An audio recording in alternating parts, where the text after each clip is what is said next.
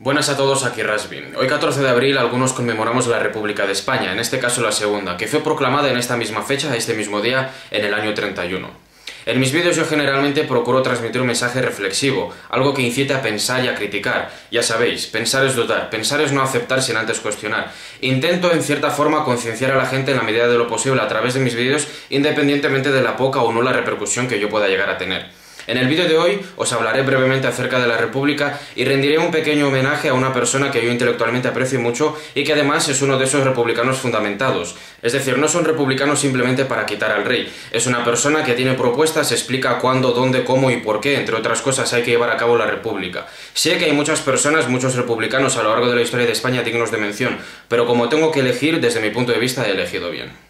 Antes de dejaros escuchar el magnífico recopilatorio de ideas que he hecho, obviamente, acerca de la República, quiero comentaros brevemente mi posición. Soy republicano entre muchas otras cosas porque yo aspiro a una sociedad igualitaria en cuanto a oportunidades se refiere, y por el momento, hasta donde yo sé, al cargo de rey solo se tiene acceso por herencia de apellidos o bien porque eres descendiente de un ser divino.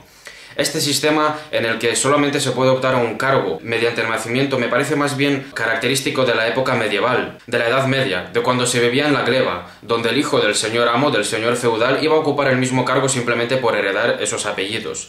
Además, en última instancia, dejando todos estos debates de lado, considero que se debería someter a referéndum la monarquía y que la población decida, porque a ellos todavía nadie les ha votado. Lo que yo no podría entender es por qué alguien preferiría votar a favor de una sociedad con posiciones privilegiadas, una sociedad injusta. Defiendo la República por lo anteriormente dicho, pero no hay que hacer del republicanismo un antimonarquismo. Es decir, hay que plantear cómo llevar a cabo la República, hay que crear propuestas y hay que concienciar a la gente de que estas propuestas deben ser trabajadas. No van a caer del cielo divinamente como los reyes, es decir, hay que luchar por ellas. Con ir a las manifestaciones y ondear una bandera republicana, una bandera tricolor en este caso, insultar al rey, no es suficiente para conseguir lo que reivindicamos. Plantear la República se puede plantear de muchas formas. Yo aquí os voy a enseñar ahora mismo dos formas de plantear la República que me parecen más que decentes y cuya lectura recomiendo concienzudamente. Una de ellas es este libro que veis aquí, que son Conversaciones sobre la Tercera República de Julio Anquita y Carmen Reina. Y otro libro acerca de la República que también recomiendo es este que tenéis aquí. Alberto Garzón Espinosa, La Tercera República. Construyamos ya la sociedad de futuro que España necesita. Por último, me gustaría decir que lo ideal sería tener una constitución republicana basada en la igualdad de las personas, es decir, reivindico la figura de la persona, independientemente de su género, da igual, todos tratados por igual, y también basada en los derechos humanos, y más importante aún que se respete, porque hoy en día, desgraciadamente, los políticos de primera línea que supuestamente están a favor para favorecer al pueblo, al servicio del pueblo, no respetan ni siquiera la Constitución actual, que es una constitución monárquica. Simplemente hacen uso de ella para defender a la monarquía, pero no mencionan que en la Constitución actual se recogen derechos como por ejemplo el derecho a un trabajo digno, a la vivienda, a la educación, derecho a las reuniones, que por cierto a partir del 1 de julio la ley Mordaza va a pisar, derecho a que la riqueza del Estado esté sometida al interés general de la población y muchos otros derechos que, como bien digo, se ven pisados a diario, por desgracia en este país, por las distintas autoridades supuestamente competentes. Os he dejado en la descripción un enlace a una página que recoge los artículos de la Constitución y basta con que hagáis una búsqueda, control F, por palabras como podrían ser trabajo, vivienda, educación, religión incluso, y os vais a sorprender cuando veáis qué es lo que dice la Constitución actual acerca de todos estos términos. En el artículo 16.1 y 16.3 de la Constitución española actual se recoge que se respeta la libertad ideológica y que además ninguna confesión será de carácter estatal, es decir, que se respeta que o bien no se crea en ningún dios o que yo pueda creer en el que a mí me apetezca. Entonces, ¿por qué hoy en día todavía hay padres que se tienen que pelear en los centros públicos con la dirección de los mismos para que no impartan religión a sus hijos? Es que luego nos quejamos del adoctrinamiento de Corea del Norte, de Venezuela, de Cuba, pero es que no hace falta irse tan lejos. Basta con ver qué es lo que pasa en los centros públicos de aquí de España. ¿Qué es eso de que a los niños de 8 años o menos se les imparta religión, o aún peor, religión católica por obligación? La religión, las creencias son algo de carácter personal que un niño difícilmente podrá decidir rigurosamente, así que basta ya de comer la cabeza a las personas, en este caso a los niños. Y ahora sí, por fin, os voy a dejar que escuchéis al maestro. Salud y República. Quiero decir con toda claridad que yo no molesto horas de mi vida en hablar de una república simplemente para quitar a Juan Carlos y poner a un presidente de república. Es que no me molesto. ¿Por qué? Porque uno de los peligros que hay en cierto republicanismo, no soy monárquico y quiero ver al rey fuera del trono, pero no es el principal problema. Esa es como la guinda que corona el pastel. Cuando ya ha hecho el pastel, pues señor, tome usted el tren del AVE y a su ilustre familia, vayan ustedes a Irún con mucho cariño y vayan ustedes fuera. No es el primer problema. El primer problema es qué república se quiere, para qué, con qué medidas. Y cuando terminemos de construirla, el tema del rey se irá, no hace falta ni decirle que se vaya. Pero es el último problema. Por tanto, la respuesta a qué república queremos es empezar a construir república. Pero qué república queremos no es una carta a los Reyes Magos. Cada uno de ustedes y ustedes, hombres y mujeres que están aquí, en su conciencia tendrán que decirlo, si quieren. No es un problema que yo traiga aquí, saque el muestrario de repúblicas, ¿qué le parece? No soy un vendedor de nada. Voy lanzando ideas para que pensemos qué república queremos construir. Repito, para mí una república que tenga muy claro que estos problemas del pasado, los problemas de la transición y los problemas económicos y sociales le tiene que dar respuesta. Si no, ¿para qué sirve la república? Y en función de eso, mi idea de la república se estructura en torno a 7 ejes, pero una consideración previa que para mí está en el origen de un profundo cambio. Seguramente ustedes han oído en las conversaciones familiares, en el trabajo, o en los bares, con los amigos, no, aquí la economía es la que dice lo que hay que hacer. Yo por mis escasos conocimientos, cuando hice licenciatura de Historia, hice 3 cursos de Historia de la Economía, y bueno, algo aprendí de estas cosas. Siempre he visto que la economía, yo no conozco a esa señora, no la he visto en la calle. He visto bienes que se producen, gente que gana dinero, salarios que se pagan, beneficios, pero yo no he visto a la señora economía. Sé que es una ciencia que tiene a unos señores y una señora que son los y las economistas, ¿de acuerdo? Pero cuando decimos que la economía diga, estamos cometiendo un error. La economía no es una ciencia de fines, sino una ciencia instrumental. Es decir, de la misma manera que ustedes, si quieren hacerse mañana un chalet, le dicen al arquitecto, yo quiero un chalet, pero le van ustedes explicando al arquitecto cómo quieren el chalet. Quiero que aquí esté el comedor, allí la sala de estar, allí los pisos. Ustedes tienen una idea. Y le dicen al técnico cómo quieren la casa. El técnico podrá poner algunas pegas, pero el técnico tiene que hacer la casa que ustedes le digan. Pues el economista exactamente igual. ¿Quién decide la economía de un país? El país.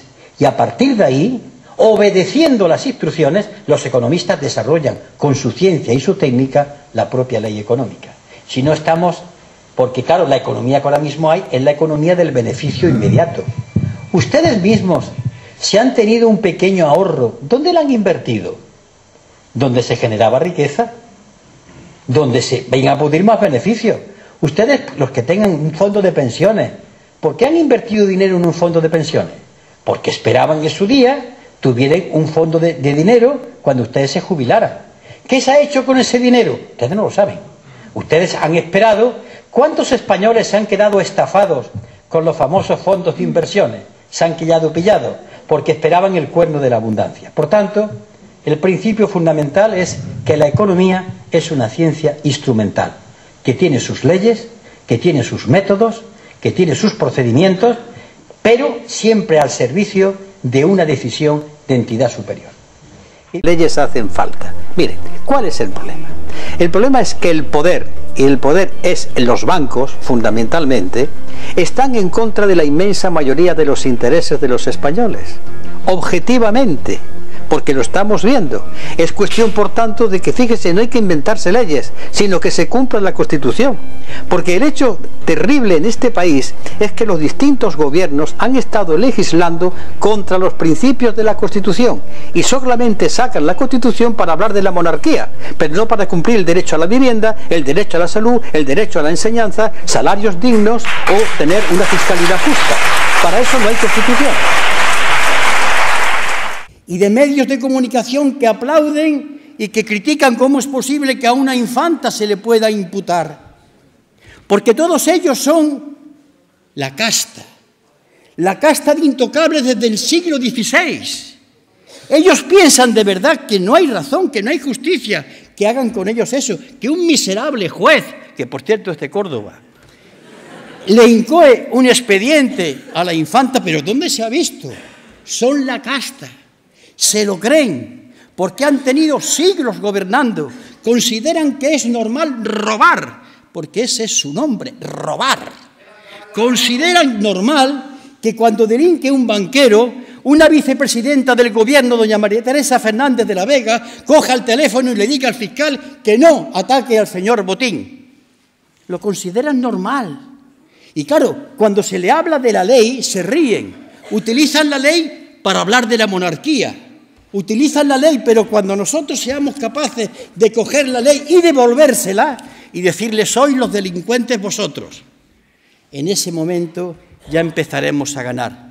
Pero no decirlo aquí, decirlo a la inmensa mayoría de la gente. Tenemos delante una tarea tremenda. Tranquilos, serenos, con paso firme, no cambiar el ritmo como la gota. Hay que convencer a la inmensa mayoría de la población. No nos sintamos puros, ni más revolucionarios.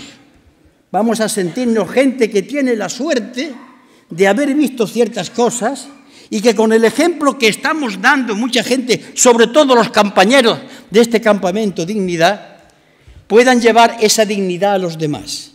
Porque la dignidad es la base de la lucha, pero a su vez la dignidad también influencia a la gente para que vuelva a luchar, simplemente por ser dignos, por ser seres libres. Eso para la inmensa mayoría. Amenazará, y aquí hace falta un gobierno apoyado por su pueblo, no viendo el fútbol, ¿eh? Si ese día hay que salir a la calle a apoyar al gobierno, este pueblo en la calle, si no tiene lo que se merece. En esto claro, ¿eh? Porque la república es de derechos y también de deberes. Y el deber ciudadano es defender a su gobierno cuando este gobierno haga lo que el pueblo ha querido. Todo ciudadano que ese día se quede en su casa es un traidor a la república y un traidor a sus deberes. Y para terminar, todo esto, ¿cómo? Bueno, ahí hay una propuesta. Estoy cansado ya, en 15 años, de explicarla. En España hay miles de ateneos republicanos, de colectivos republicanos, de peñas republicanas.